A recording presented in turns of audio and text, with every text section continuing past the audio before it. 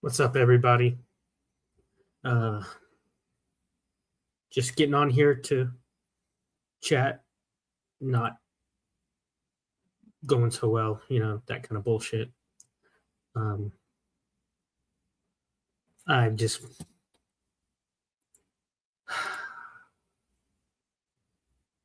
I'm just, I'm exhausted, and it's just the fucking first day of the year.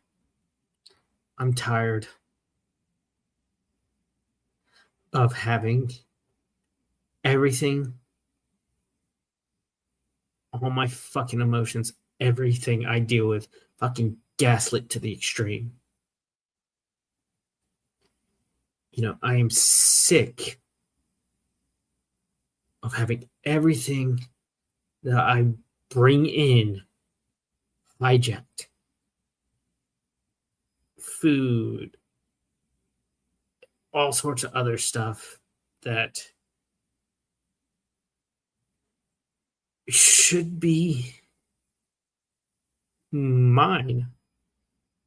And I know that sounds selfish, but I want to be fucking selfish now. I want to stop saying you and start saying me.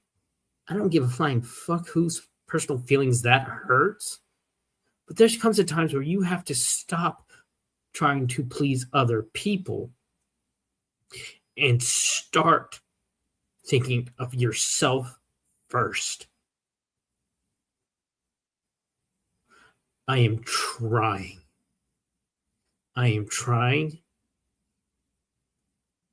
to get my head above water. I am trying to figure shit out. But the people who should support me the fucking most are the ones that are pulling me down further. And you know what the worst part is? I'm stuck with it. I'm stuck. It's either that or be homeless. I am trying.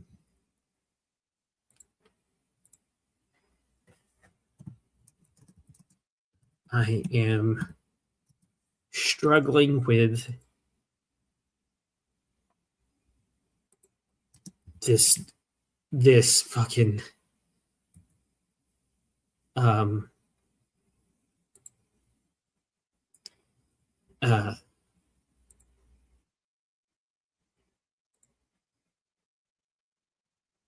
this diagnosis that tells me why. Hey, beautifully. Hey, why I can't handle this shit. I don't get the help I need. I get told that suck it up, deal with it. You're a man, deal with it.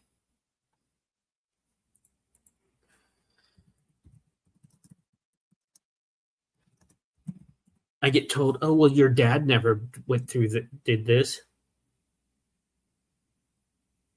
Well, good for fucking him. Good for him. I wouldn't wish this on my most vile enemy. This feeling that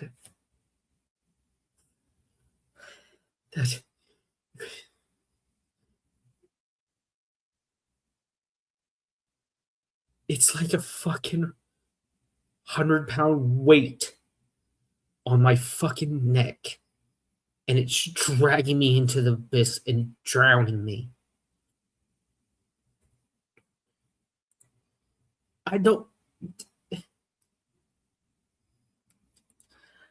I am screaming for fucking help.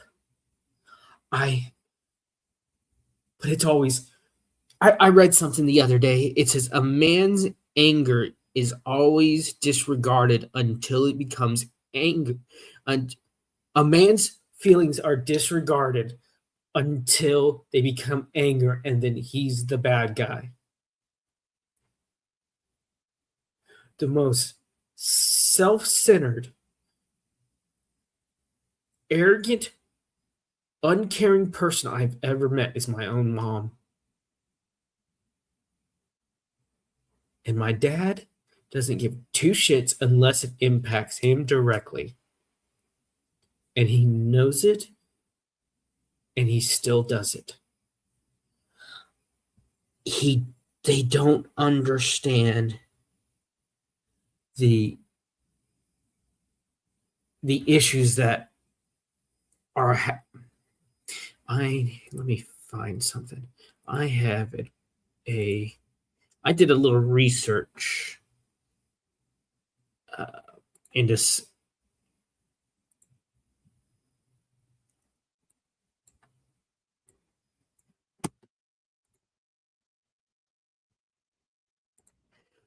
And that's the thing.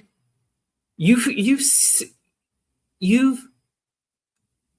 and I try not to do it. And if I do that to you beautifully in Discord, I sincerely apologize, because it's done to me and other people have noticed it.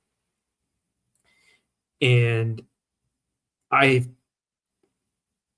many times have I called out people for talking over me and interrupting me? And it's because in Discord, and a certain old asshole still does it. He still does it. And he laughs about it. That's why I don't like him. That's why he pisses me off.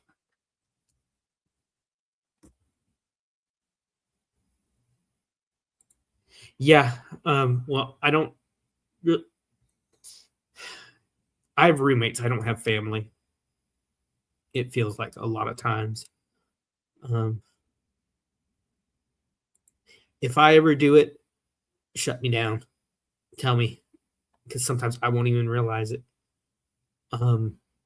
They don't realize, my parents don't realize how lucky they had gotten. I mean, I have a document where I did some research, and let me find it.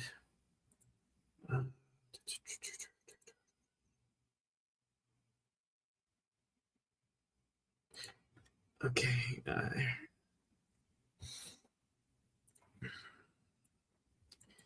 me share the screen. You know what I mean? No, I'm not going to do that.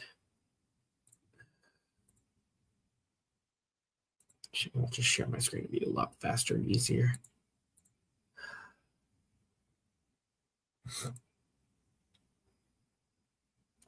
Here, my parents came up in the 60s and 70s, so I did a little research. The cost of living and cost of, basically. And that's something I think we all need to work on. I think everyone needs to work on. This was done.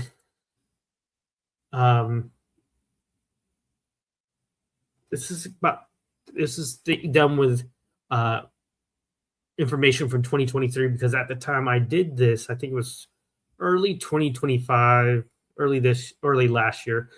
Saying 2025 and last year in the same sentence is just bad.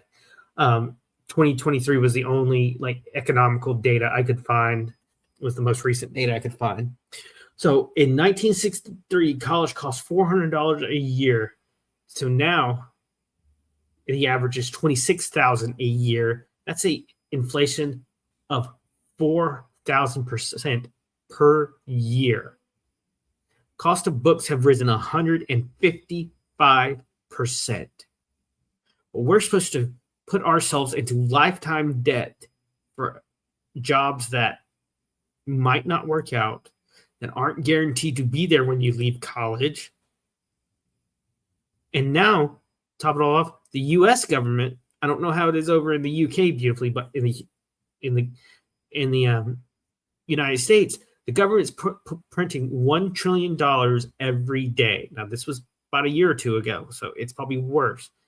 A child born in 2023 will have a $82,590 share of publicly held federal debt upon becoming an adult. So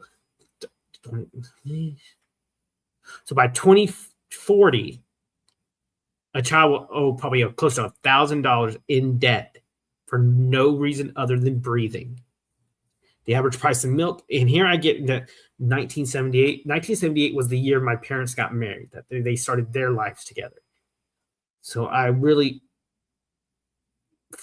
did this to show my mom how hard things are compared to when she was starting out. She was 23 when she married my dad. So the average price of milk in 1978 was 91 cents. In 2023, it was $3.05.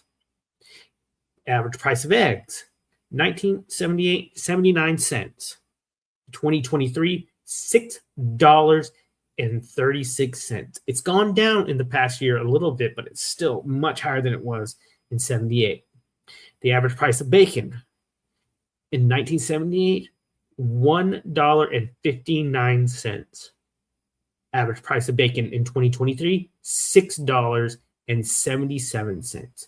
All those three major pieces of groceries have gone up 400% in the time my parents have been married.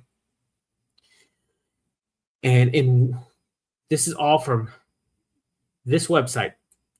I'll post the website in chat in case anyone wants to go.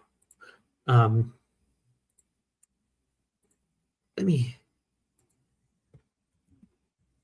put it in the description so it stays there. Nope.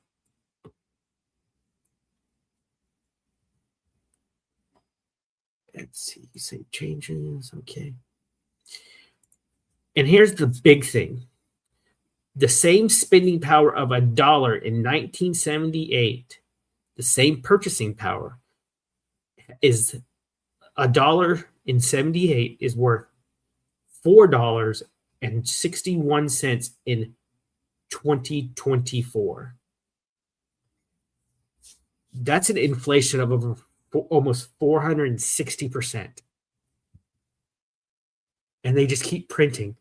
The boomers, and I've caught shit before for saying this. This has cost me friends. The boomers have fucked the other generations over. You have people who are in the government for 30, 40, 50 years at this point.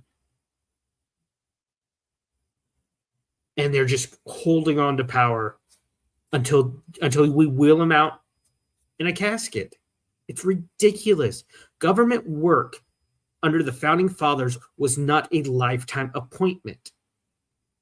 The other presidents, every president, like every founding father, had a day job. They were lawyers, doctors, landowners, farmers.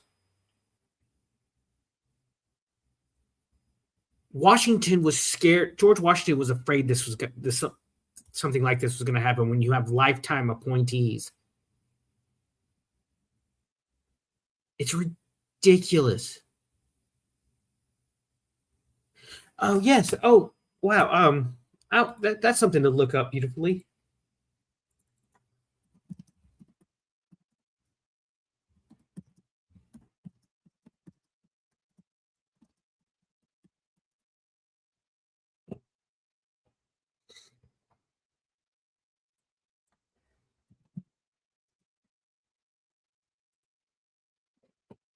Let's see. Here, I found, let's see.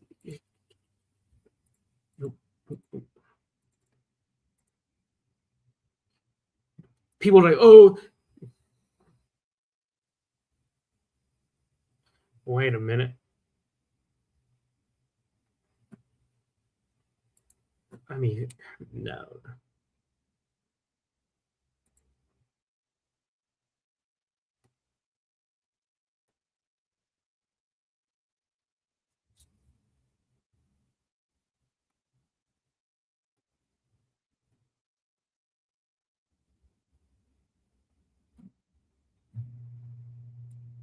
Sorry.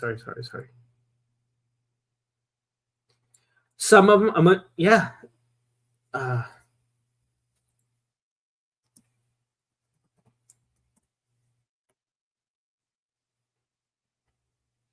let me see. It was a whole range, but a majority of them were under like were around my age or younger. Let's see. So, well, this is a list of the founding fathers, oldest to youngest. Benjamin Franklin was 70, and Stephen Hopkins of Rhode Island, if I remember right, he died after signing it. So there was a whole, but these were prominent men as well. But see, we go down to the youngest was Edward Rutledge. I want to say he was one of the Carolinas. South Carolina lawyer. He was the youngest at 26. But getting back to like a lot of the boomers don't understand what the younger generations are facing. We're not just facing inflation caused by overspending. We're facing new threats in the way of cyber attacks. You know, you can have your whole life stolen now with a stroke of a key. One of my favorite scenes in James Bond was Daniel Craig's first James Bond movie, and he meets Q.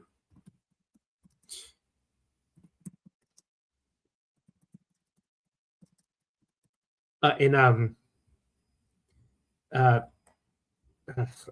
one was it?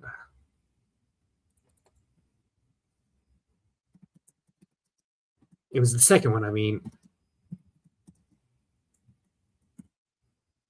in Skyfall when he meets Q, and James is, you know, he's the old grizzled agent right now at this point, and he meets Q, the young guy, and he's like, says something about him having pimples, and Q looks at him and he says, "I bet I could do more damage than you with my laptop drinking my first cup of Darjeeling than you could in a year in the field." A lot of boomers don't understand it. It's a tech world. It's a keyboard world now. I mean, look at me beautifully. We live on 2 different continents. We hopefully one day I get to meet you beautifully, but chances are a lot of us won't ever meet in person. My parents don't understand that. They still expect me to go out and get paper applications. The world doesn't work like that anymore. You go to a job and ask for an application. That'd be so awesome. Show me all the castles and all the historical sites in the UK. And we're not dealing with just that. We're dealing with artificial intelligence and automation taking over jobs. That there are less jobs now, but more people fighting for less jobs. I mean, my town, we just got an Amazon distribution center, and then within 6 months, they announced that they were having to lay off a good portion of the workers there because Amazon's cutting back due to automation.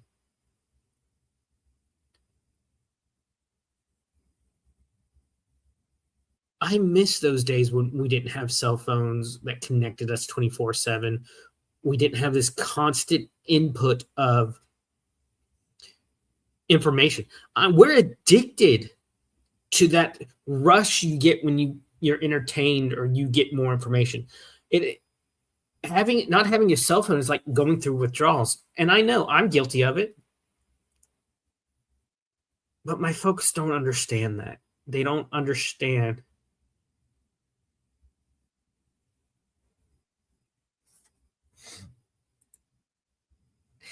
Yeah, and then when you pointed out, you're gaslit into not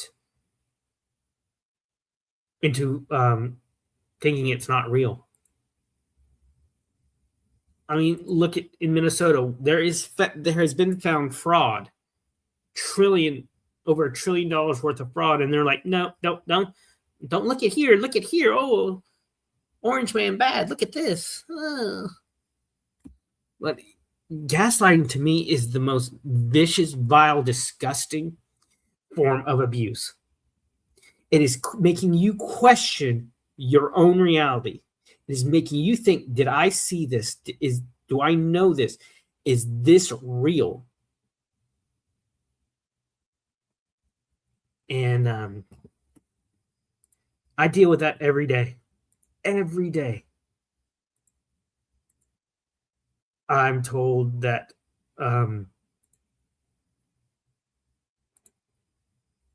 my issues aren't real, that what is said to me doesn't matter, or what I say doesn't matter because it's coming from me. And I just live here and it's not important. Our neighbors know more about my family's issues than I do. Because my family doesn't want to share information, doesn't want to share the burden.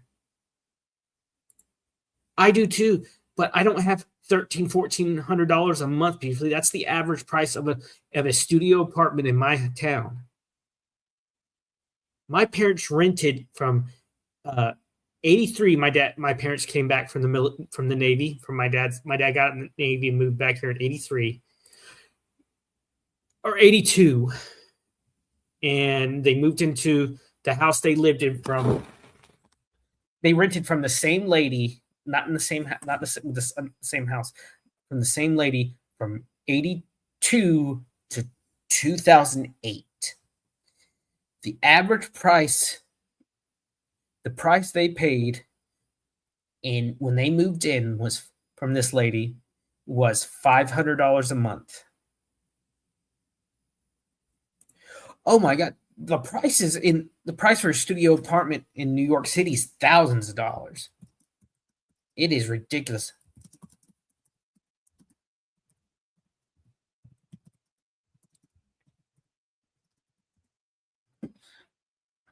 You're looking at the price of a studio apartment in NYC's varies significantly by neighborhood, but generally range from $25,000 to $4,000 per month, with the average being cited between $3,300 and $3,500 a month. That's a studio apartment. A studio apartment is just a one-room apartment.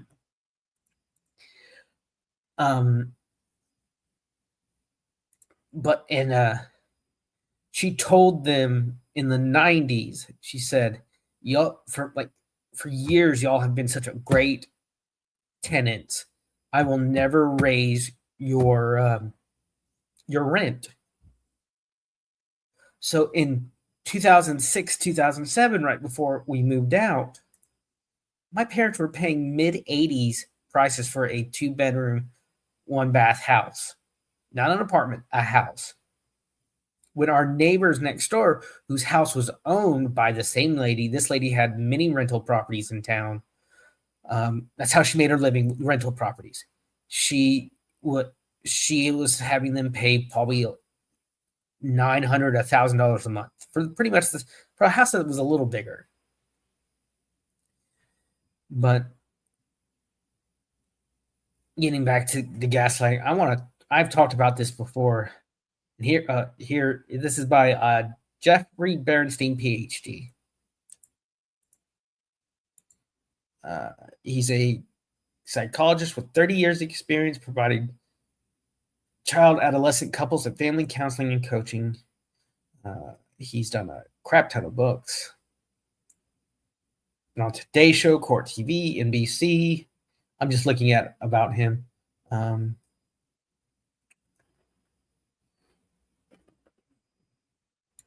But here's the definition of gaslighting. It's a manipulative tactic that makes you question your reality. Yeah, that. Here's what I've heard a lot of these too. You're too sensitive. When people say you're too sensitive, what it means is the gaslighter wants you to downplay their hurtful behavior and make you feel like your emotions are the problem, not their actions. See, it's like when I get angry, I'm reacting. It's that outward stimuli. Some people don't just get angry out of the blue, whatever TV makes you think it's not true. Here's a scenario. Tessa confronts her boyfriend, Marco, for making a cruel joke about her in front of her friends. Instead of apologizing, Marco rolls his eyes and says, "You're too sensitive. It was a joke." Here's how to respond. I have a right to my feelings, but just because it wasn't hurtful to you doesn't mean it wasn't hurtful to me. Why this works. This response clearly states that your emotions are valid and that minimizing them isn't acceptable. Here's another one. That never happened. This is a big one I've heard from both my parents, and I have examples from both of them that I'll share. One night, this is from my dad. One night, he and I are in the kitchen cooking, and my dad has always been very abrupt. Not abrupt, no. I don't know how to explain it, but he looked at me and said, "Son, there are people who are meant to go about with their heads down, mouth shut, and do what they're told in life, and you're one of them." My own father told me he said, you're one of those people that are going to have to go through life with their mouth shut, and no one will care what they want, which he has proven over and over and over again. My mom said something so disgusting. She said that we were living in a house about half the size, but twice as many people. My brother and his girlfriend and my niece had moved back up here after the hurricane, and the house we were living in was probably 800 square feet. The one we have now is probably 2,000 square feet, I think. Not sure exactly on those figures, but I'm sitting in the dining room. My mom and my niece's mom are in the kitchen. My mom looks at her and says, "We are better than you." "No, I am better than y'all," she says, talking about me, and my brother and my niece's mom, because we've had problems.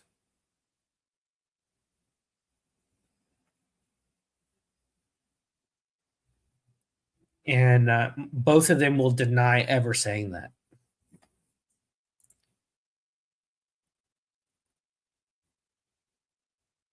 I'm blessed to have parents who, in some ways, but some ways, they hold what they do over my head. Like today, I was trying to go out for a walk, trying to get in shape, lose my gut. So I'm trying to go for a walk more and more.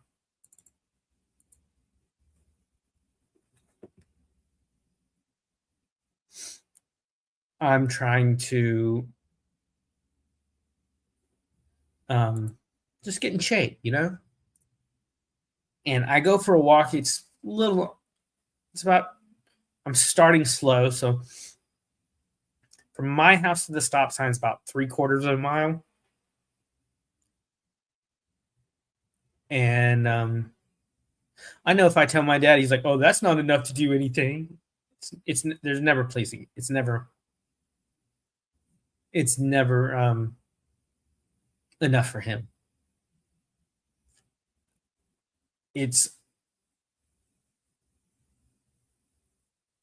I've been told, "Well, why don't you take your mom out for a walk with you?" No. My walks are meant for me to relax, to decompress, I don't have any music playing when I'm walking. I'm just walking. And that's my time. And that's where I'm going to be selfish.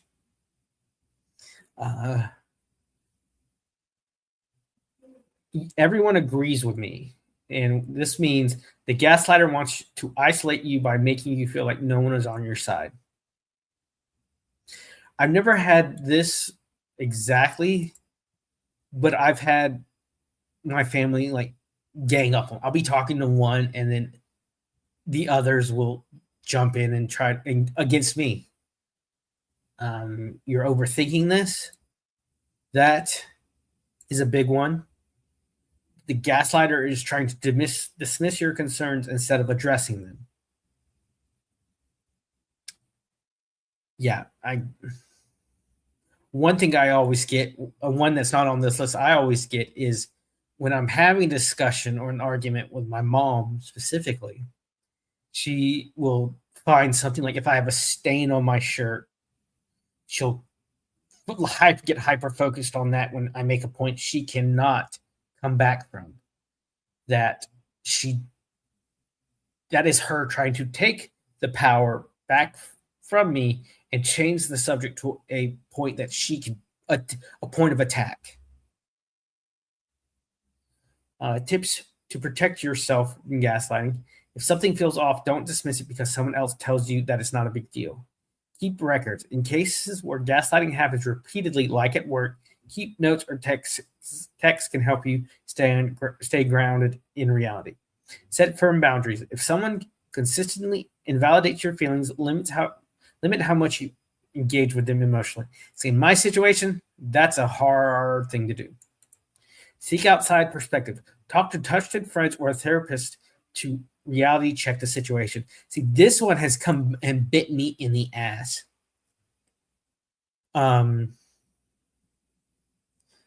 There was one person. She's not in our. I don't know when the last time I spoke to her.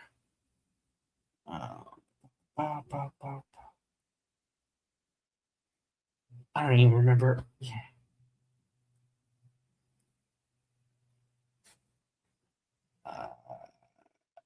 I'm checking Discords. Nope. Nope. Nope. Nope. Nope. Nope.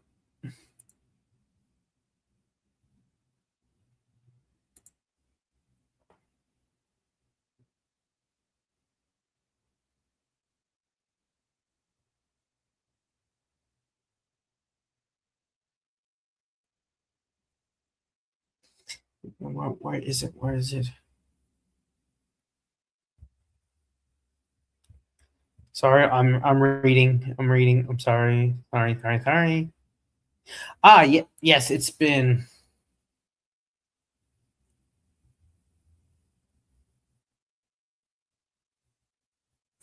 I talked to a person in our Discord group long ago, and then all of a sudden, the word spreads out of what we talked about. The thing, I have tried to find people to talk to vent. Venting is very important. Sometimes it can get to the point that if you don't let it out safely, the anger, sometimes violence can come out at the wrong person. And venting, it's a release valve to that pressure. But then you have people who will use that against you. It has destroyed relationships in my streaming community between me and someone who I felt very close to at one point, who I stood up for, and she knows who she is. And I don't know if she watches any of my stuff. And I don't know. She's been going through so much. I still.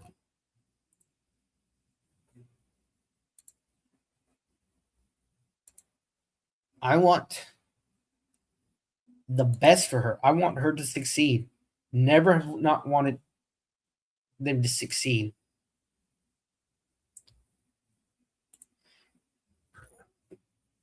What's up, meme? Memento Mori, what's up? I couldn't read. This is what I don't like about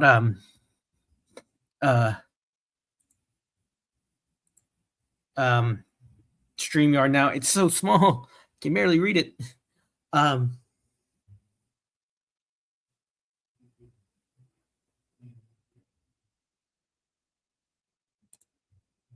I do too. I try. I like I said, I wouldn't wish this on anybody. I want others to succeed.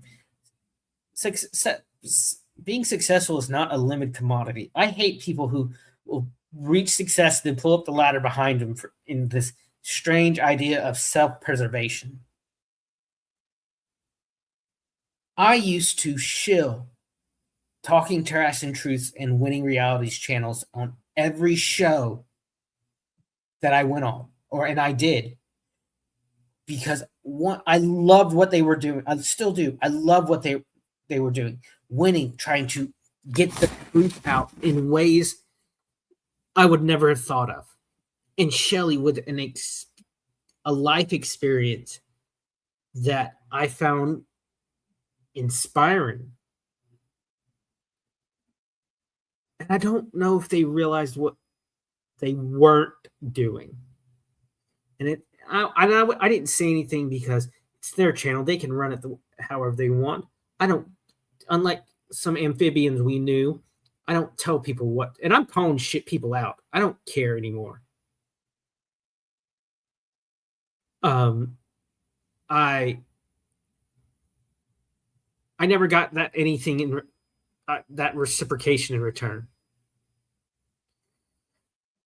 I loved streaming with them. I loved talking with them. I loved hearing their stories, their perspectives.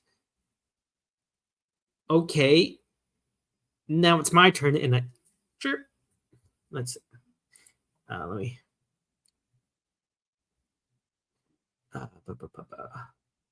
This is what I got in return. Cricket. And I don't know if I know life can get real world stuff can get so hectic that I don't know if they forgot when Shelly had $200 stolen from her by a certain streamer that promised to pay her back. Never did. Don't think he ever did. Gary, you know who I'm talking about.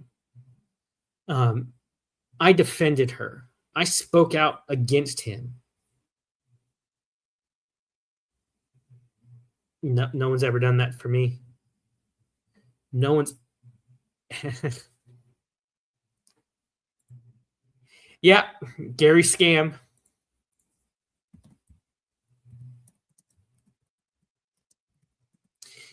And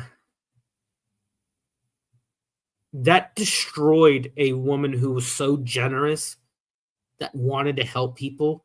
But when she got fucked over like that, she decided never again. And you know what? I don't blame her. It is when you,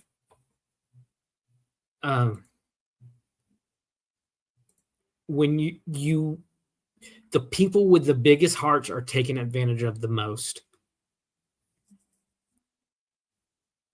And you know what? I sacrificed so much for people who I thought were right.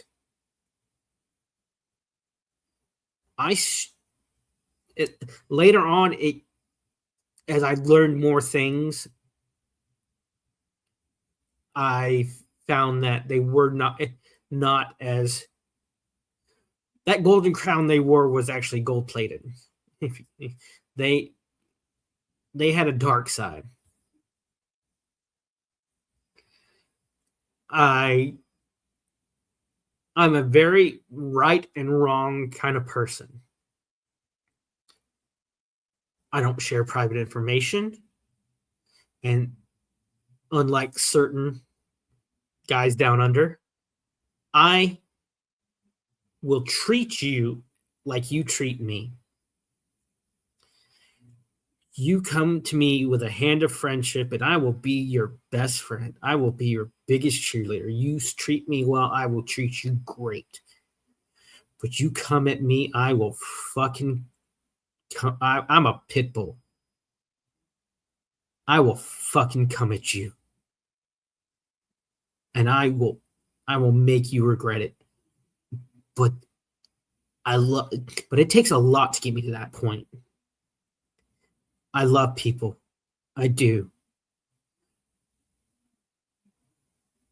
You reach out your hand to me and I will pull you up as hard and as fast as you can, as much as I can help. But when I reach out that hand and you slap it away, I reach out my hand and you slap it away, how fucking dare you? How fucking dare you be a hypocrite? How dare you disregard someone going through the same issues you've gone through?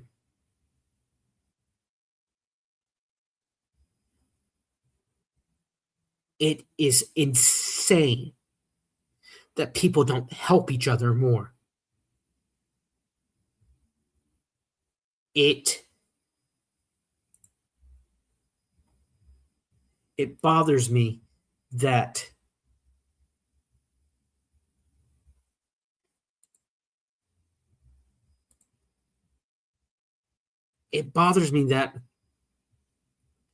so many people can't see past their own fucking noses and see the pain they cause.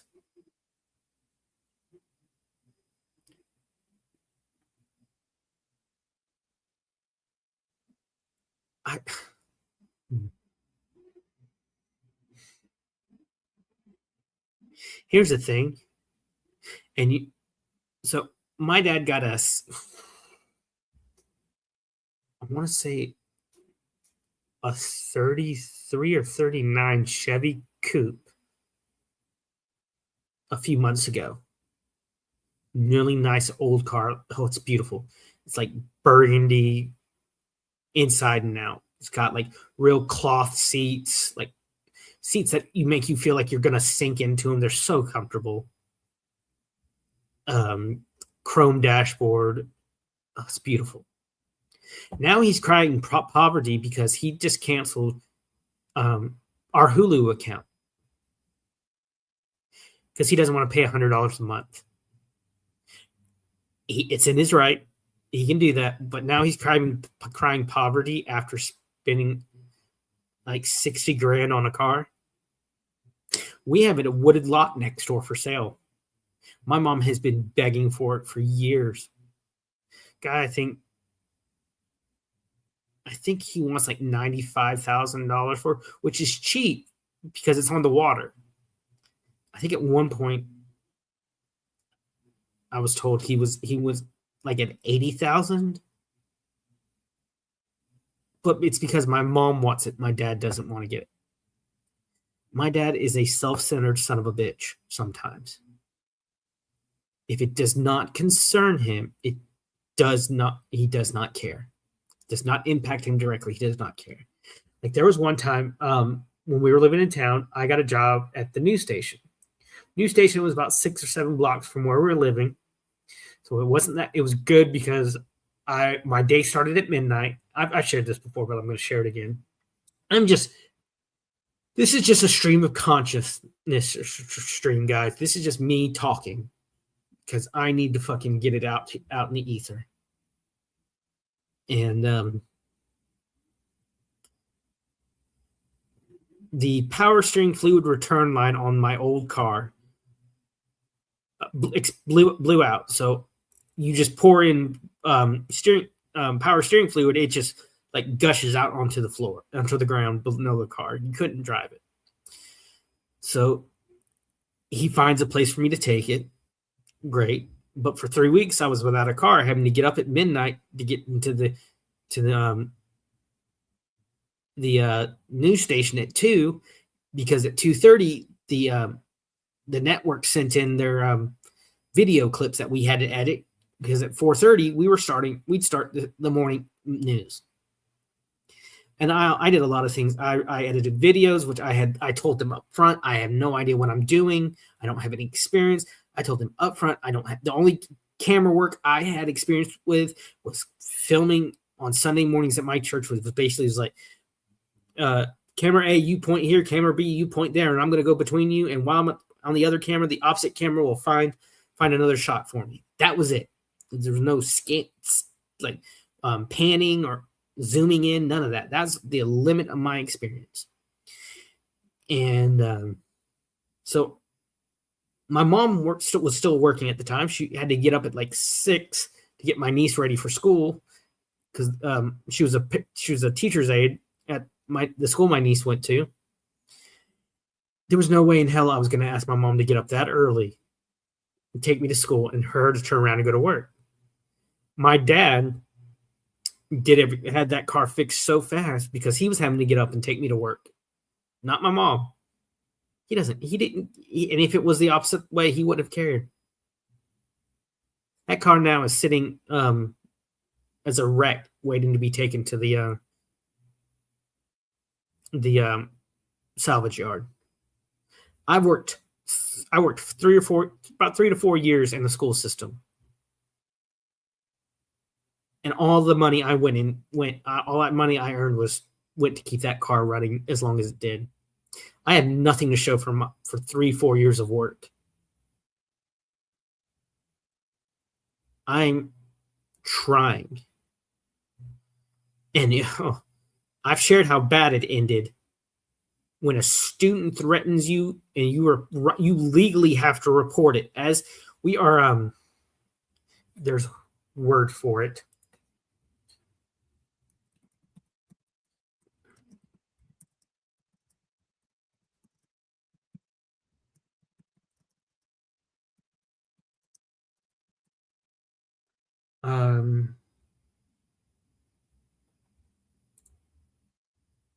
Mandatory reporters. The term is mandatory reporters. Any teacher's aide, any person who works at a school, from the janitor to the principal, if they find a hint of abuse or a word of violence, you are legally required to report it. And if you do not, and it is found out that you knew about it, you will be arrested. There have been news stories in my town of bus drivers not reporting words of rumors of violence, rumors of upcoming fights, and something happened, and they will arrest you. So when that student threatened to kill me, I legally had to report it, only to be fired the very next day. Well, I don't have to tell you anything. You're fired, but I don't have to tell you anything. But I don't like the way you're talking. You fat fuck. This dumbass principal was too fucking stupid to keep his mouth shut. So tell me, why would I want to go back into the school system and work when no one from the school board down defended me? No one. The kid got 3-day vacation. I got fired.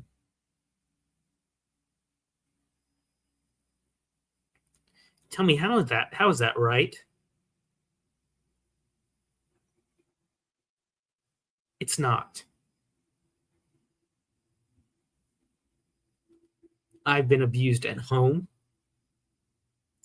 I've been abused in schools. When I was in schools, I was bullied relentlessly. I couldn't fucking wear yellow because I get called the school bus by these 3 guys. One of them was bigger than me.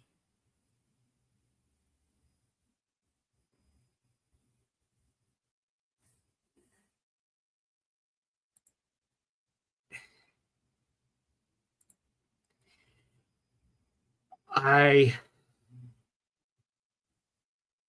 had a brother who was physically abusive, mother verbally, and a father who was just neglectful.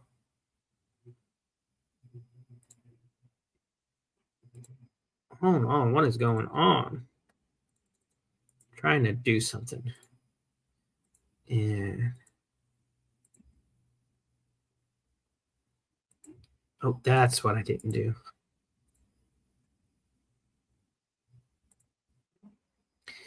I have tried to figure out why that keeps happening to me. And I honestly don't know what I can do different. I check the job boards every day, and all I see is medical office jobs that never respond, that I'm not qualified for. I can't physically, due to knee injuries, do like hard labor. That's another thing. I was told to suck it up when I hurt my knee. Took them 6 months to take me to the doctor to get it checked out. Oh, you fell out of a tree. It's just bruised. It's probably just a sore muscle. Nope. Nope. And it has been great. I was in middle school. I was in 7th grade, I believe. 7th or maybe 8th grade. And so that you're looking at 2001, 2002, maybe. And 2016, and it's still an issue. Knee is still an issue. I've had 3 knee surgeries. And it's kept me out of the military. I went to I wanted to enlist. I wanted to enlist in the Air Force. I went to 2 doctors, both who known me personally for years, and they said, "Nope, we can't." Both of them said we couldn't sign off on military service. In that 2-letter word, no, my entire life, all my plans went up in smoke. I was back to zero. I was back to level 0. I've always wondered if I'd listened to my dad by him not telling me not to go on that rope swing, not to climb that tree, not to go on that rope swing.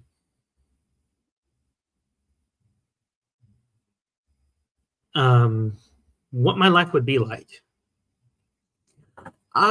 So this is what happened. Memento. One summer, my family and I and my best friend, we go to one of the rivers nearby. My mom and dad are in the boat, on the motorboat, the fishing boat, and me and my friend are in a kayak. My dad tows us up the river a couple of miles so we can kayak back to where we parked. And we're going up the river, and we see this rope swing on a tree by the water, waiting. And we're like, "Oh, we're gonna go on it. It's gonna be awesome." My dad sees us see it and says, "Don't go on there. We don't know the people who own that land." Completely reasonable. Of course, a couple of us idiot kids. What do? Once he takes us up a little ways more up the river and unties us so we can kayak back down to the car. And what do? We go straight to the rope swing. And this rope swing had handlebars, like old pink kid bicycle handlebars on it. And I swung out, lost my grip, and I land kneeling on my right knee, probably 10, 15 feet up. I don't know. I'm so short, as people say I'm short. It's all high to me. And I land kneeling on my right knee in like 3 inches of water. And it just torn meniscus, hairline fracture, and the cartilage was gone, is what the doctor told me about 6 months later. And then in, I want to say 2007. Yeah, because we were still living in town at the time. I'm coming down the highway, about to turn on to take a left turn at a stoplight, and I'm in the turning lane. The two other lanes had decided to let someone out across so they could head back the opposite way. She doesn't see me because the bus is blocking me, hits me head on, and my knee slammed into the console and busted again. And then 2013, 2014, working bagging or as a cashier and just shifting from one foot to another, that I would do, pushing stuff down the cash register to be bagged. All of a sudden, I hear a pop, and my knee gives out on me, and I fall, and I have to catch myself on the counter to keep from falling to the ground. And my supervisor was bagging for me because it was early morning. None of the baggers were in yet. She looks at me and says, "What was that sound?" And I just gripped through gritted teeth. That was my knee. It was the muscle in my knee snapping. And I had to have surgery for that. So by the time I was 25, maybe, I'd had 3 knee surgeries. And it still bothers me today. One of my doctors who I'd known my entire life did like my broken arms, my brother broken arms, my dad's knee surgeries, my aunts, uncles, grandparents, we went to him for years until he passed away recently. He looked at me and said, "You have the knee of a 50-year-old, but by the time you're 50s, in your 50s, you'll probably have to have a knee replacement." Great. I got to deal with that shit. So it's not that I don't want to work. If I had the knee that would allow me, I would be doing I'd be out doing construction, or more hard labor, and I can't. And my dad, who is experienced knee problems, back problems for the past 20 years, 20, 25, 30 years, has no sympathy. And he cannot understand why things are hard for me. Doesn't understand he doesn't care about the physical aspects, and he doesn't understand about the mental aspects. All he sees is his so-called lazy son not getting out there and wanting to work. Okay, where are the jobs? Where are the people who are hiring? Most of my friends from school have either gone into civil servants, like firefighters, police, paramedics, or they've done that or left for the military, or they started their own small businesses that aren't big enough to be hired. My dad was best friends with the son of one of the richest families in my town growing up. He was able to go to the rich yacht club area on weekends and go jet skiing and on the yacht and all that kind of stuff.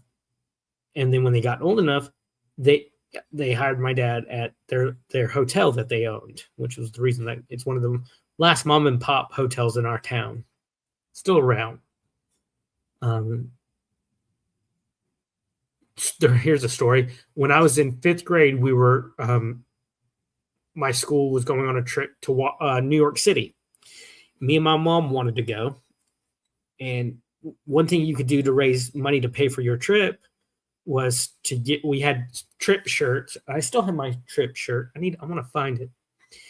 And you could put businesses advertise that businesses could buy advertisements on the back of your shirt. And my parents were such good friends with this guy. We called him Uncle Gary. No relation. He was Uncle Gary. When you have in the South, you sometimes have people who are so close, no blood relation with your aunt and uncle. He was Uncle Gary. So we go to him, and we're still not even half funded. And he's like, "Oh yeah, I'd love to buy an advertisement on your shirt. Tell me, how much more do you need to meet your goal?" My mom tells him he paid for a majority of our trip. And that's something I've never forgotten, that generosity. He was paying it forward. That concept is foreign to my parents. This idea of paying it forward. We as a YouTube and a streaming community need to be shilling everyone's channels. It's like one of my friends, make sure.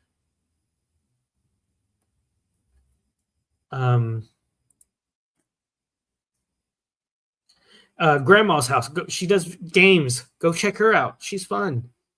My friend Paul on Rumble, he does sibling revelry with his brother, or Squid Pro Quo. She covers up legal cases, or Stalker of Iron. You want funny skits and characters, and go to Stark of Iron.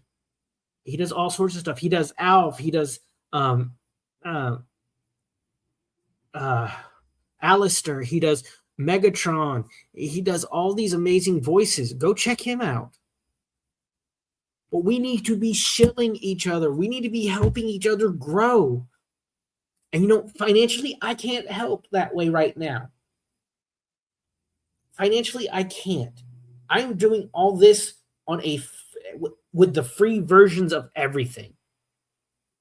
With the free version of OpenShot, it's where I edited my videos. With the free version of StreamYards, which pisses me off because they've taken so much last year off of StreamYards, off the free version of StreamYards.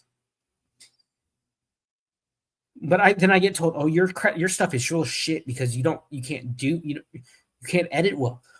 It's not like I'm using Adobe Premiere. This is the free versions of shit. I use Canvas, or a lot of my thumbnails are AI generated. Oh yes, Snob. I'm with him a lot. We are doing this amazing Babylon 5 retrospective. We rewatch an episode of Babylon 5 every week, and then we talk about it and give our views on it. We rate it and grade it. Snob is awesome. Him and Cam are awesome. Q2 Cast TV is another one that I stream with. Death Angel Shadow. These guys are awesome. Show them love. Go tell them Nerd sent you.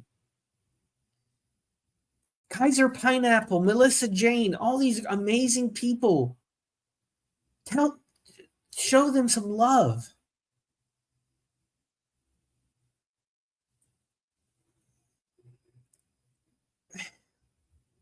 When I would stream with Winning and Shelly and T-Rex Trucking, it was like we were the Four Musketeers, in my opinion. I loved it. I enjoyed it. It was like we were a news team almost. Shelly and Winning were like the hard news. I was entertainment news, and Rex was your man about town, his traveling. T-Rex, that's another channel. I miss talking to all of them, especially to T-Rex. And if I've forgotten anyone, let me know. I will make a list of people to shill.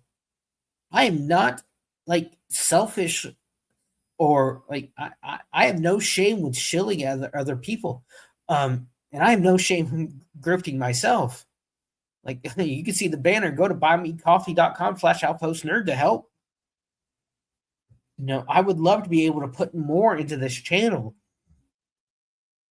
I've been doing this 3 years, and it's not big because there would be times where I get so swamped with work or get so depressed that I couldn't figure out what to do next.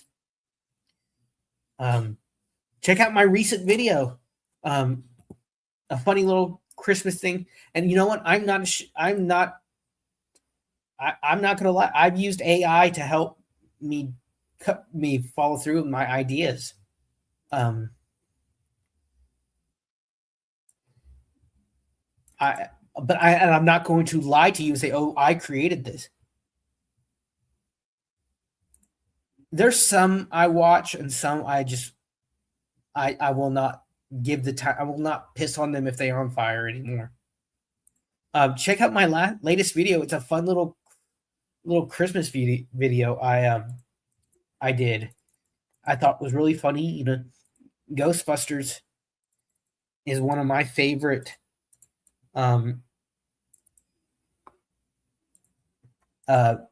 movies, and Ghostbusters 2 is a Christmas movie. And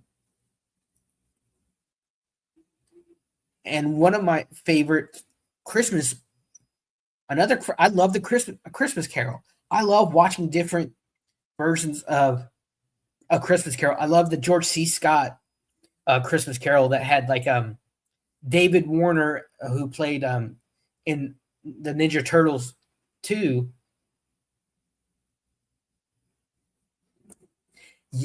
Oh, Robin, Cheyenne, and Ashinator. I haven't watched them in a long time. I need to get back to them. But I love, so my idea for this latest video, please check out the link. I love, like, what if you just want a quiet Christmas and you're being bothered by these 4 ghosts? You called the Ectobot 9000, which was an idea I had on Stark of Iron. Just like, I used AI to create like a picture of a robot Ghostbuster, and like I tried to do a crappy like New York accent, and he was doing. Thank you, I appreciate it. I appreciate it, Memento. I'm trying to do more characters on here. Jim Cummings, the voice of Winnie the Pooh, Tigger, and all these. He said one time, he said, if you do a bad imitation, you have a new voice. So don't be ashamed. Don't be ashamed of doing bad voices. So I'm trying to expand, and I've hit roadblocks in a lot of ways. Like, I can't afford to have a VR avatar or VR tuber, one of those things created. I've tried different alternative programs, but I can never figure it out. I've asked for help by people who said, "Oh, we'll help," but I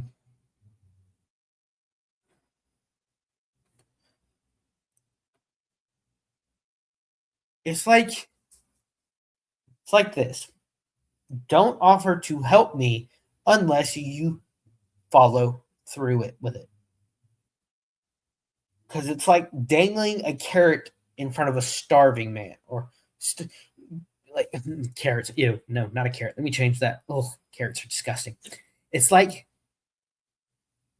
dangling a whole fried chicken in front of a starving man, and then when he reaches out for it, you snatch it away.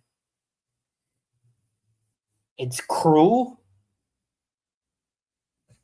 And what good does it do anyone that make you feel good for like to have this power over somebody?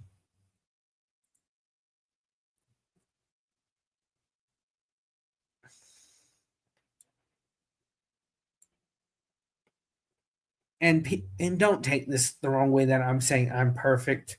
I'm not. Far from it.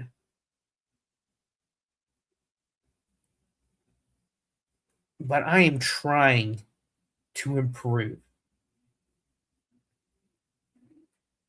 I'm trying to figure out my way.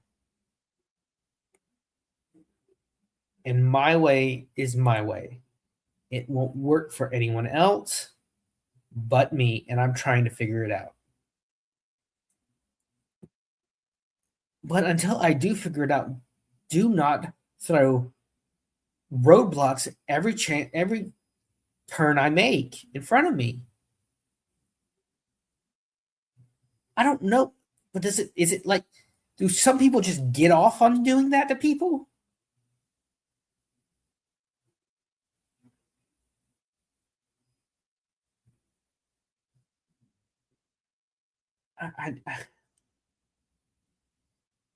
The cruelty of man is just something I don't understand. And I got really pissed off at my therapist. She said, "That's your autism."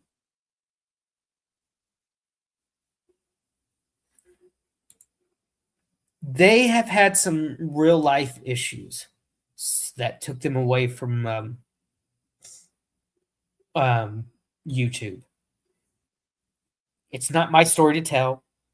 I don't know, Memento, if you're a part of Shelly's Discord. She posted yesterday what had been going on, and it was heartbreaking to hear.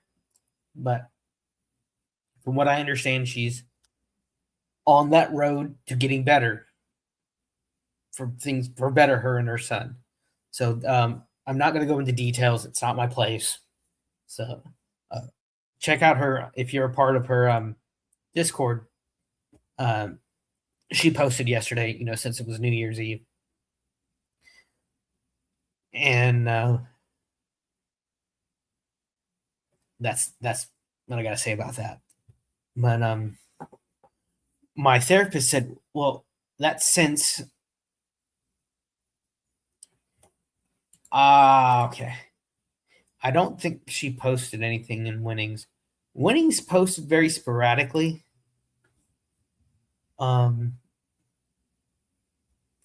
I think, with his job, I think he's like IT or something, if I remember correctly. He would have bouts of like would work he didn't have any work, and then he would stream. And then when he got a job, he'd fall off of the YouTube world. So we wouldn't hear from him. And that just meant he was working. Him and Shelly, from what I understood, are still together, I think. Yeah, I hope so too.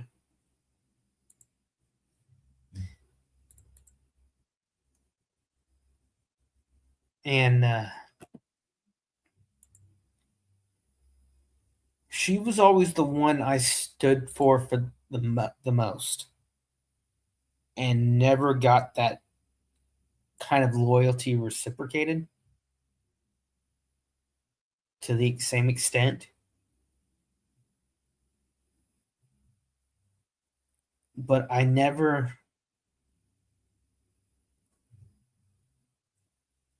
held that against her for the most part. I mean, I still love her like a sister, even though we don't talk anymore. I still pray for her.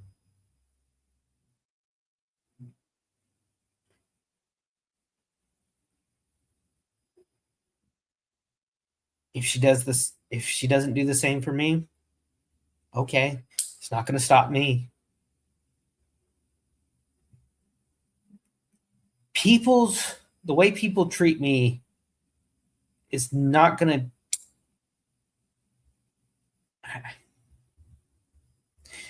Even if you treat me poorly, I'm not going to wish ill on you. Yeah, and it's been complicated for a lot of people. And that's another thing. It seems like the issues are for some people are more important than for the issues of others. It's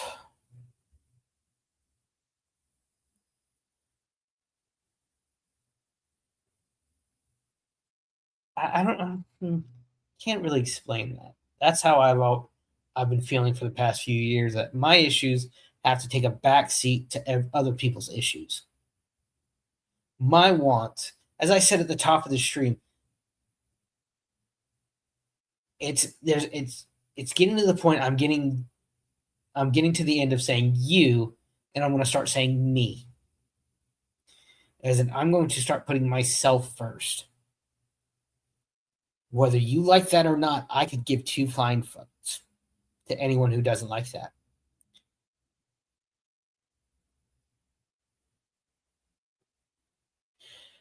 See, I don't believe that at this point. Right now, I can't believe it. I don't see that.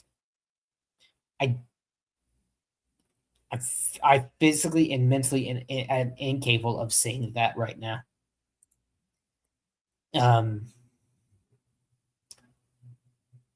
I keep getting told, "Oh, you need medication. You need medication." Do you know how long it's going to take me to get to see someone in life management in our local life management center, which is a mental health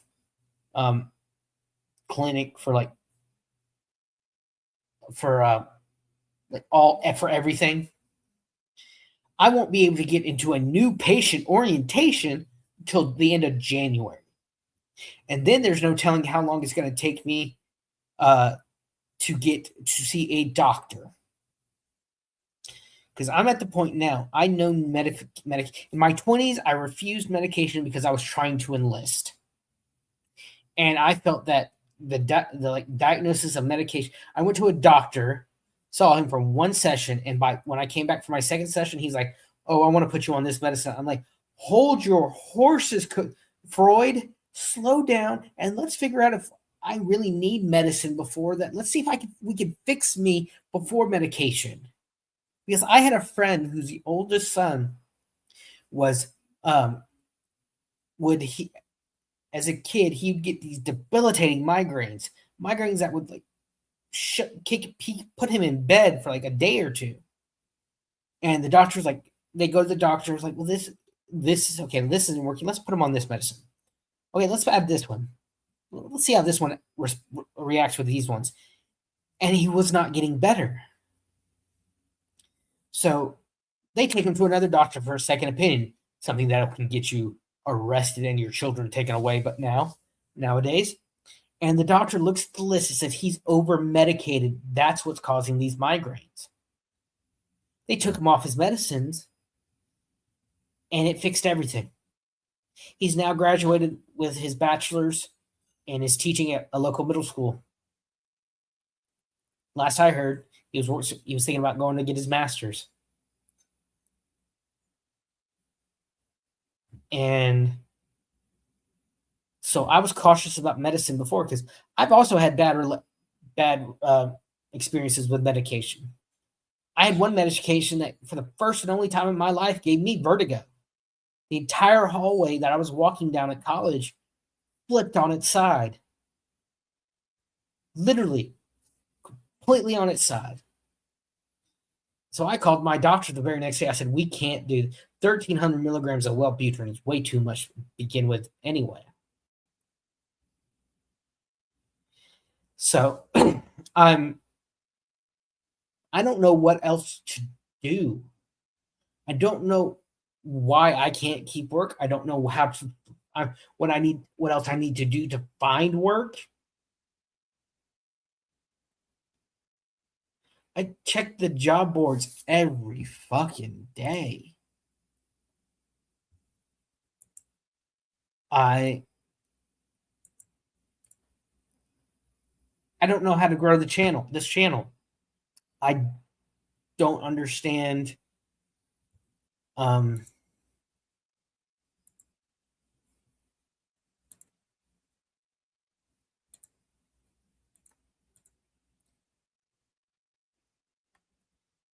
I just don't know what else to do.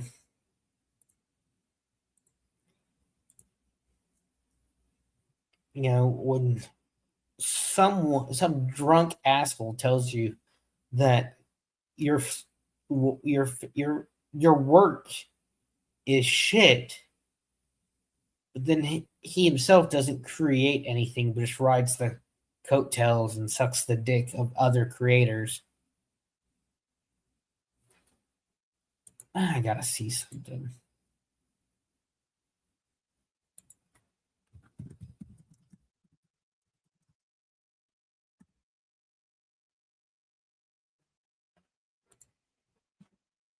One moment, please. Please hold.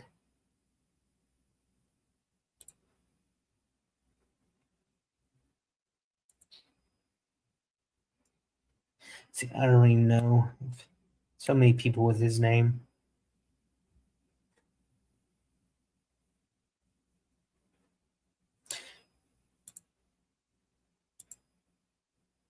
I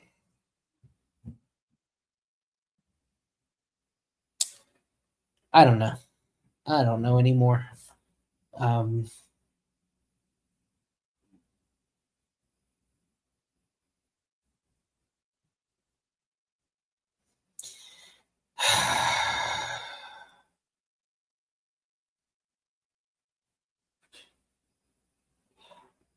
I'm at my wit's end. My anxiety has been just constantly been just skyrocketed through the roof. Um,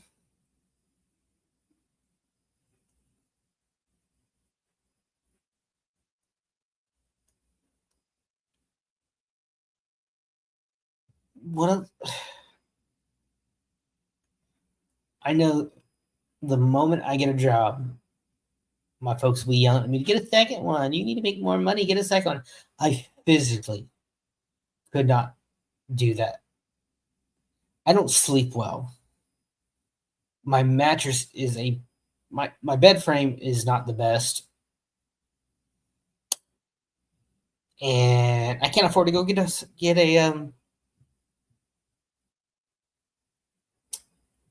sleep study done. Don't have insurance for that. Thank you, Obamacare. And I try to find escapes. They're all I try to find escapes or a place that I can be welcomed or to get away with everything, and nothing has ever worked.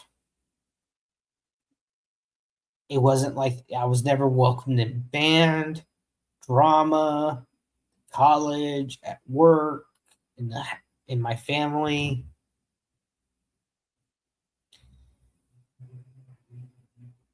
And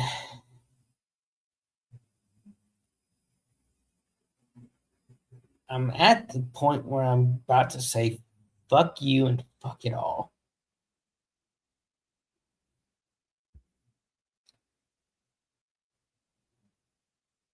I thought I find escape in movies. You get the woke bullshit movies. Oh, have y'all noticed that they're bringing back basically the big three Avengers, Iron Man, Thor, and Captain America, because the last phase of Marvel was so bad.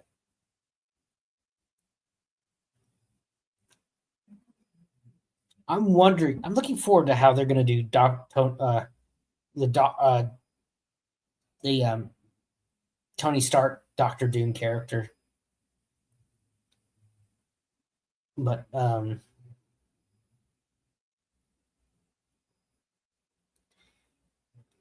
I'm looking forward to seeing what they did with Brave New World.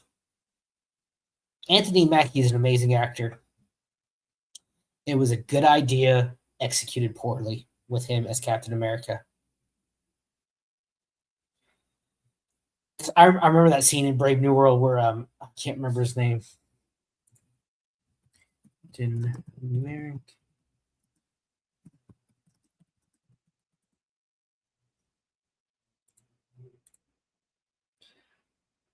I loved seeing the idea of seeing other like war eras. Captain America, like it was Isaiah Bradley, and when he gets mind controlled and he runs out of the White House and jumps from like the second floor, and Sam's chasing him. I was like, "Oh shit! I gotta take the stairs. Come on, come on! Why? I would have loved to see that redemption arc with Hawkeye. You won't see it now that Jeremy Renner had his snowplow accident with Hawkeye as Captain America. Hawkeye was supposed to become Captain America. And he became Captain America in the comics because with his heightened reflexes and all the training, he was the only one that could throw the shield like Cap. If Sam Wilson could be Captain America, that means any schmuck could be Captain America. The reason Steve was such a great Captain America because not because he took the formula, because he had such the heart for it. The formula didn't get it. I remember it would describe it as it enhanced what was already there. So a bad person who took the formula would become even worse.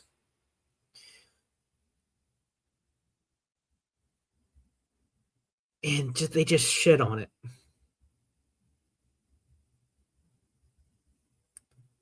They have shitted on every great character from the past 30 years, and Disney has just, the mouse has took a giant cheese-filled dump on everything. The Acolyte, or what is it?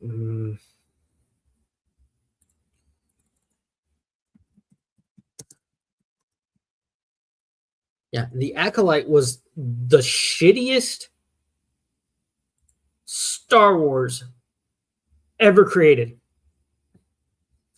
The thing that was special about Anakin, he was not born of a father.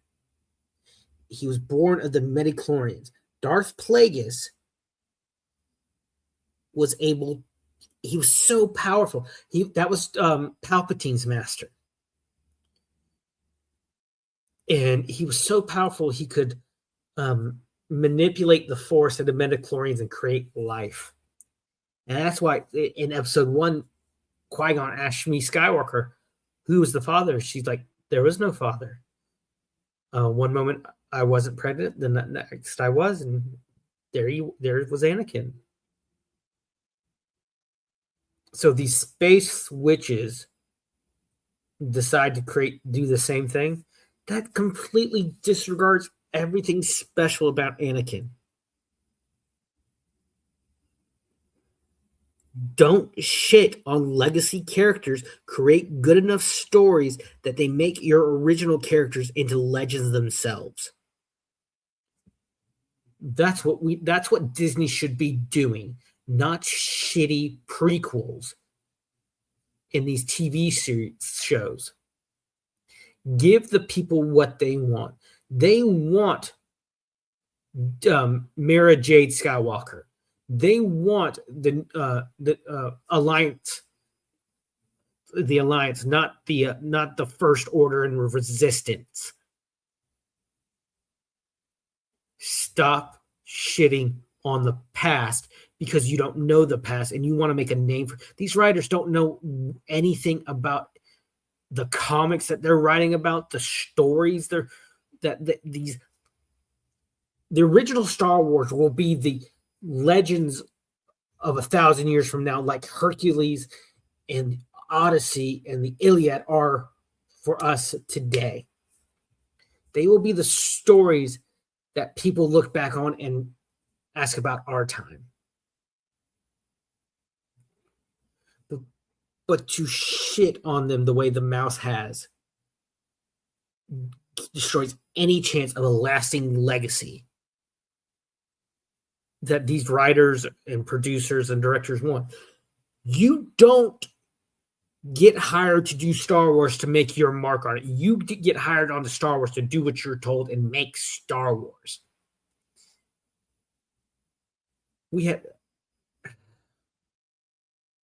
If you want to go make a name for yourself, make your own shit.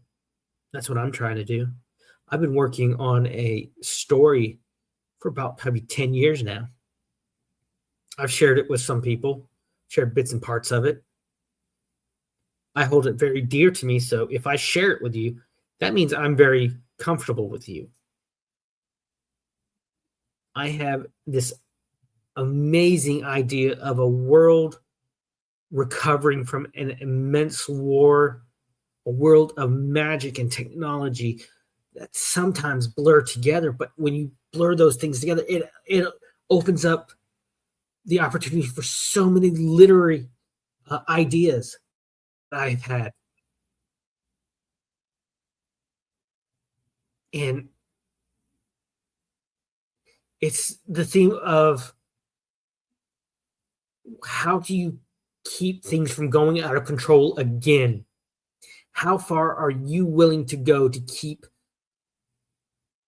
the nightmares away? The nightmares that almost destroyed the world from coming back. That's my idea. That's the theme for my story. And I'm not, oh, these people, you're shitty. You're no good. I'm not going to point at someone like that. I'm saying, oh, that's you? Okay, here's what I'm doing. If you want, if you want something done exactly the way you want it, go create it yourself. And that's what I'm trying to do. It's a slow process. I second guess myself a lot. I come up with new ideas that changes everything. And it's my escape. I've created this world that's my escape. The world of Prometheus it's my world. It's my Forgotten Realms, like Ed Greenwood. It's my Middle Earth. It's my Narnia. And I love it. So if I share it with you, realize, holy crap, he's really putting himself out on a limb.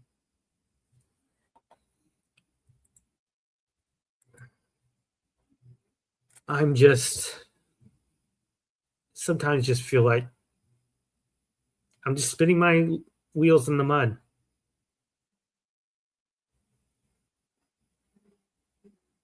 You know,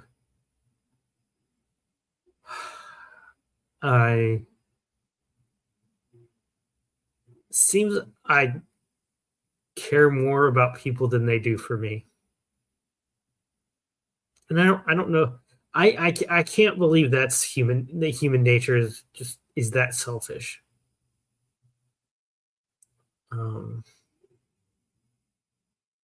Yeah. So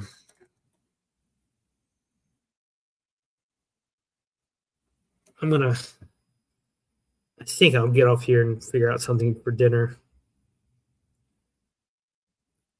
I had pizza last night and I ordered it without olives, and then they put olives on it. Ugh. Thank you for ruining my New Year's pizza place. But I need to get to a place where I can sustain myself. And that's my biggest issue. I'm not at that place, and people, what's the word I'm looking for? People hold that against me. They resent me for it. That's the word I'm looking for. But people don't understand, not everyone is on the same timetable. And just remember, when you get frustrated with people, try to stop and think, what are they going through? What are they dealing with in their lives that are making them feel like this? And then think, what am I doing to add into that pile of frustration? That's all. We just need to think more about each other. We need to realize we're different nations, but we're all one tribe of people on this planet. So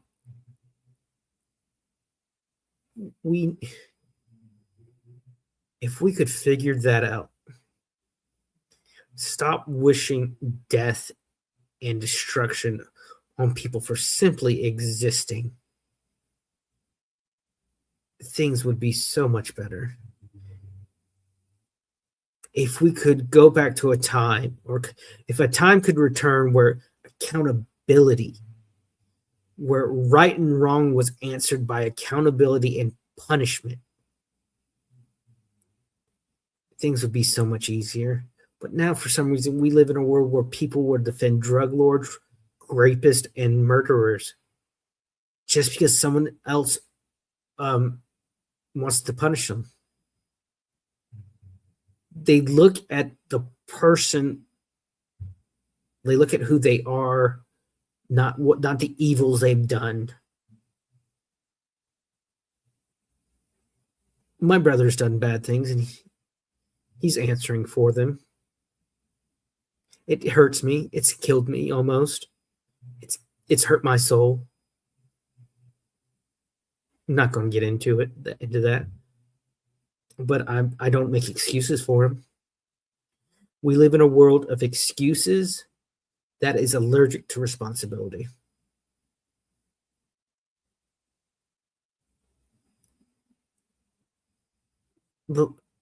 Another thing is, I don't understand how some people can find someone to love, someone to have a relationship with, and I can't find anybody. I've tried. I've talked to people, to girls. I've been told I'm charming and funny. Div is always Divinity Said, another channel. Go on Rumble and check out Divinity Said. They're off. I think Beautifully Y'all are off tomorrow, if I remember correctly. But like Monday, they heard Beautifully Inappropriate, who's been in chat, and Vicky T. They stream on Rumble talk about court cases. There's 3 of the most fun, beautiful women I've talked to, and I have a blast with. Back on Monday. Yeah, okay, you're back on Monday. Good. That's what I thought. Just this morning, we watched the Rose Parade on their channel. We have fun over there. They're 3 of my favorite people. Div has always said, Div, and I hope she realized it. Div has always been one of my biggest cheerleaders. Oh, you're doing less court, more other stuff? Well, that's cool. That's cool. And she's always said that if I could get my shit together with this channel, if I figure out how to grow it, I would probably be the biggest channel we have in our group. But I find it odd. Sometimes I'll do a video, we'll get like 15, 20 views. And then the other ones I'll do that are like 12. Well, let me see it. Let me check. What is my biggest? Oh no, it's not what I wanted. Mute.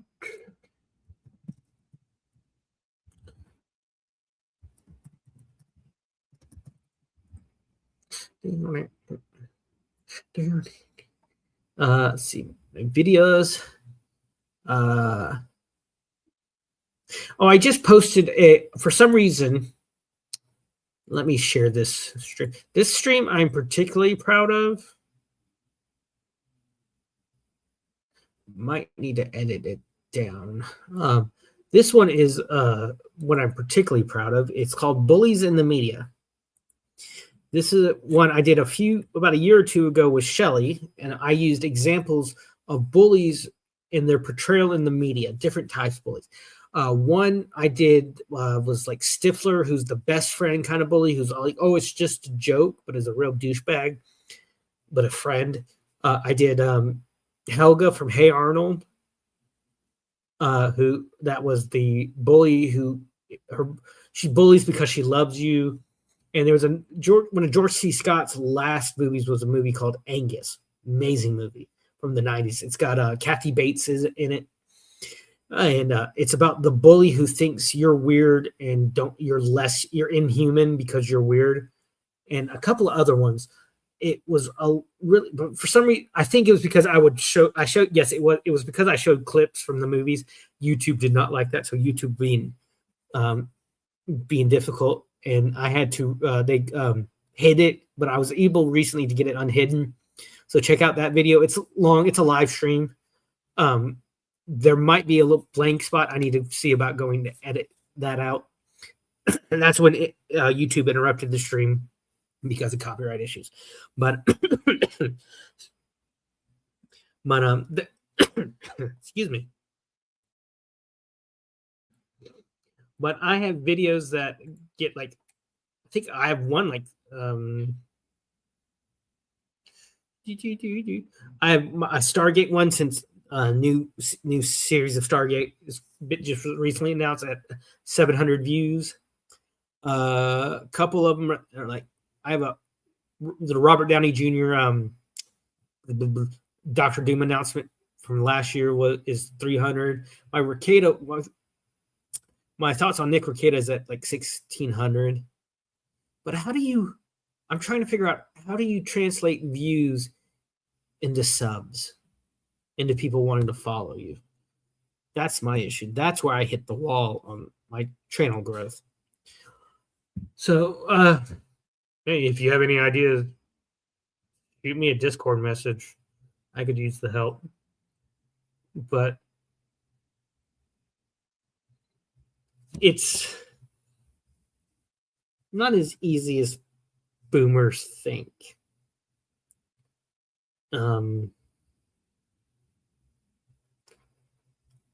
I have met some great people over here, over on YouTube, and I have met some of the biggest assholes of my life on here. But that's really everywhere you go.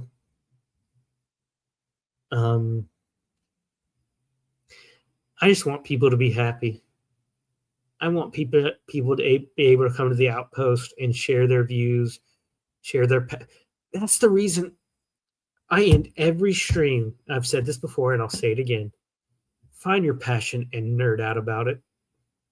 Be proud of what you like. Even being a nerd is not just the smart Revenge of the Nerd kind of characters anymore. Being a nerd is having a passion and just being able to talk about it for hours. You get me started on like Star Trek or Star Wars or these old sci-fi shows, I will go on forever.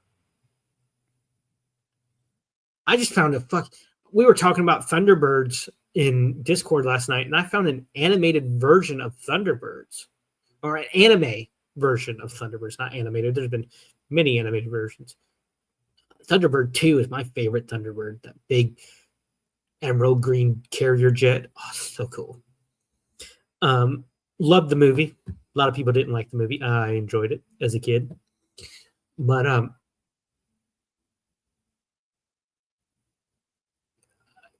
why should I be ashamed of what I like? Why should anyone be ashamed of what they like? Come to the Outpost. Share what you like. If you want to come on here and talk about it, hit me up on Discord. We'll do a show. I am not too proud to do a show with people. I would love to have people come. I don't know how StreamYard would react to me having more. I think StreamYard now only lets you have one other person on here. I don't know. StreamYard pissed me off this past year. Last year.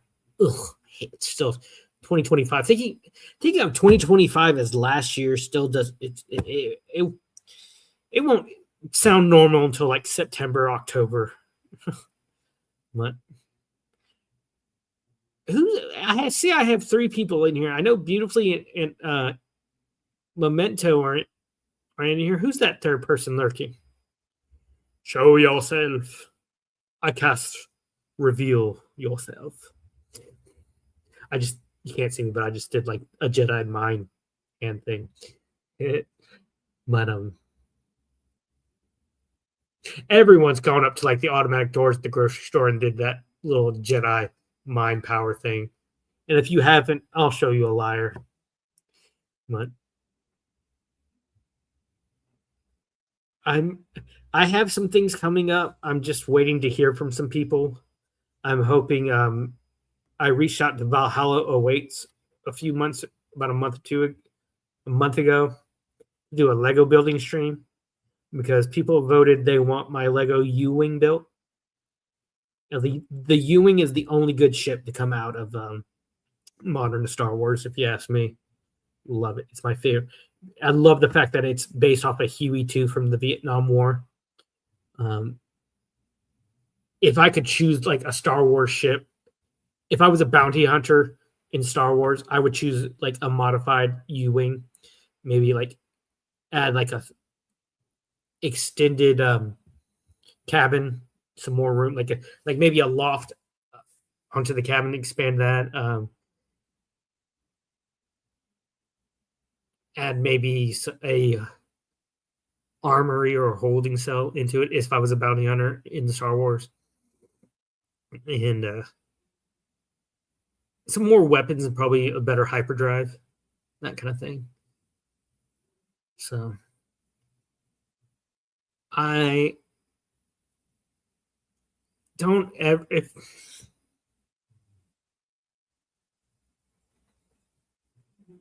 I'm not lazy, I'm sick, and I'm begging for help, screaming for help. I don't know what the future holds, and that scares the shit out of me.